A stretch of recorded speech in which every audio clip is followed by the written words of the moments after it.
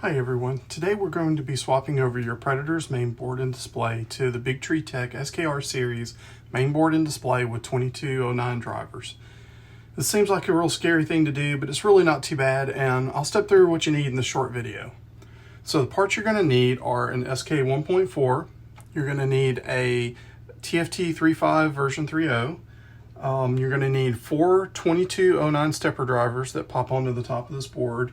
You're going to need 2 JST sockets, 2 connector sockets, and I get them out of a kit. I get this off of eBay or Amazon for $10 or $15, and you'll need the 2 connector sockets out of that.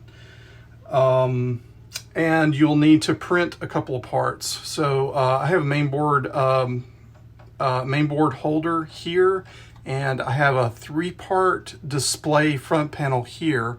It actually replaces the whole front panel on your Predator. There's no room for the display flush with the panel, so a new panel has to be printed. I'll link to the printed parts that I used for this upgrade. Okay, so we're going to be using Chris's GitHub for the upgrade. He has pre-compiled Marlin firmware for these boards, and he also has a really cool wiring diagram, so you're going to be covered on the wiring diagram. First thing we're going to do is print the parts. I'll link these parts. I chose a motherboard part that was simpler and oriented the main board where these wires did not have to be altered or lengthened. There's also another part that you can line the main board up against the back panel so that the USB is flush with the back. But you'll need to cut a hole for the micro SD card if you do that, and you may have to lengthen some of these wires. I chose to keep everything in the same orientation as the main board. The bad part about that is that the micro SD card is inside your Predator now, which hopefully you won't use the micro SD card. You'll be using Octoprint or Octopi or some sort of remote print for your machine, but the card is in here, and you'll need to do a short extension cable for the USB to pop the USB cable out of the back of the printer. So that's the way I did it. You can also do the board that puts it against the back and just deal with the wiring, but I'm going to show you this. This is the easiest way. It's the way I chose to do it. So the main board and drivers do need a few modifications. And I'll see if I can zoom in here and show you these. Okay. So the first thing you're going to need to do is these drivers this board is set up for sensorless homing when you first get it, and to turn off sensorless homing, we have regular sensors for doing the homing. You need to clip this pin on the driver. When you look at it, it's the 2 pins that are not in a large row, and it is the pin closest to the center is the one you'll need to clip. You'll need to clip this pin on all 4 of the drivers. When you install the drivers, make sure that you're lining up all the pins into the sockets, and the potentiometer on the driver, the little small screw adjustment, goes towards all of the power connections. It goes that way. So you'll put those in.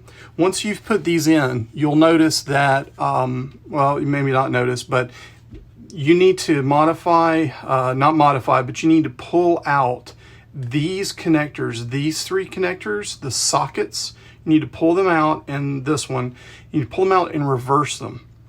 So you've got 2 options here. You can do this, which is what I did. I pulled these sockets off the pins. You can pull them out with a small needle nose, work one end and the other and pull them out, and reverse them and reinstall them. The other option is when you come to the connectors that go here, this is for the max end stops and for the, I believe this is the filament run out. When you get to these, you either are going to have these sockets reversed, or you'll have to reverse the outer 2 pins in the wiring connector before you plug it in. So that's your choice. If you decide to reverse these sockets like I did, work them side by side with a small set of needle nose pliers to get them out. I also found what did help me is removing one of the 2 display connectors here. Remove this out of the way, and then that will let you grip these better from this side when you need to remove them. And that's it. Then your board is ready to go. You'll need to You'll need to mount your display in your panel, and that'll be ready to go. You're ready to do the, you're mostly ready to do the swap. The only other two things that, and I'll show you this when we do when I zoom in on the wiring on the board, is that the fan connectors are using a common positive. So there's only 3 pins for the fan connectors, and you need to adapt those into these two 2-pin sockets, and I'll show you that in just a second. So we'll do the swap, and I'll show you what the replacement Marlin board looks like. Chris's wiring guide has a picture of where you need to move all of the connectors to, so you're covered there. And again, it'll be in his GitHub. But let's zoom in and take a look at the Marlin board. The only trick with the Marlin board is, as I mentioned, is the fan connectors. And the fan connectors originally are going to be on a 3-connector JST, and it's going to be this connector right here. You see the blue, the red, and the yellow connector. The yellow goes on the second. I put it on the second fan connector here on the right-hand one where my finger's pointing, or where pointing here. And the blue goes up, the yellow goes up and the blue goes down. And again, this will be in Chris's wiring guide. He'll show you these colors. But these are in a 2-socket connector, or a 2-pin connector. So you'll have to move them from the 3-pin to the 2-pin here using one of the 2 pins that I showed you. The other 2-pin, and I just realized you actually don't need the second. You just need one of these. The second one you don't need. The second one can go. This red one can actually go into here. This is supposed to be one of the, this is supposed to be the other extruder controller, I believe, the other heater controller. But Chris's firmware will use this for a fan. So you put the red wire into the lower socket on this fan. And again, just refer to the wiring diagram. The rest of these will plug directly in if you've done the modifications to either the connector or the socket that I showed you earlier. Everything will just plug in. It'll be plug and play. And that's really it. After you do the wiring and you plug in your display, at that point, you should be able to turn the machine on. It should be ready to go. When you first turn the machine on, there are 2 things that I did.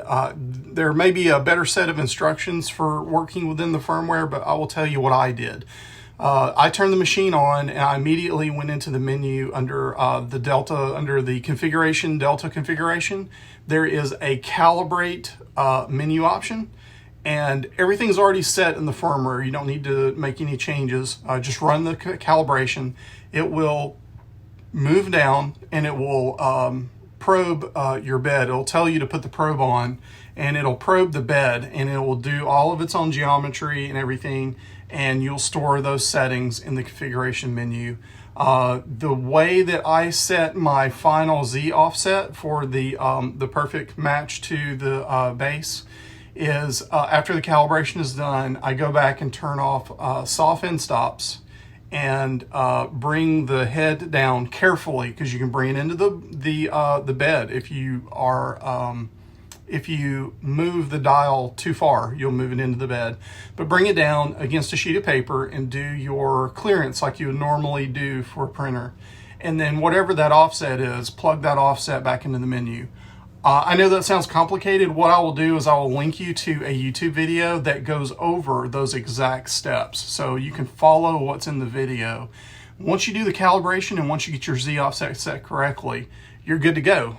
You can throw the cover back on, and you're now running a Marlin printer. It's much easier to work with. Marlin firmware has a really good set of documentation for all of the commands and the settings. And then obviously it'll work a little better with Octoprint. So I hope this helps. I know this probably wasn't as great a step-by-step as it could have been, but I really don't think it's that difficult to do as long as you have the great resource that Chris has created with the pre-built firmware and the wiring guide. Makes it super easy. So I hope that helps you guys. Please give me a like or comment to help me motivate me to do more of these type videos. See ya.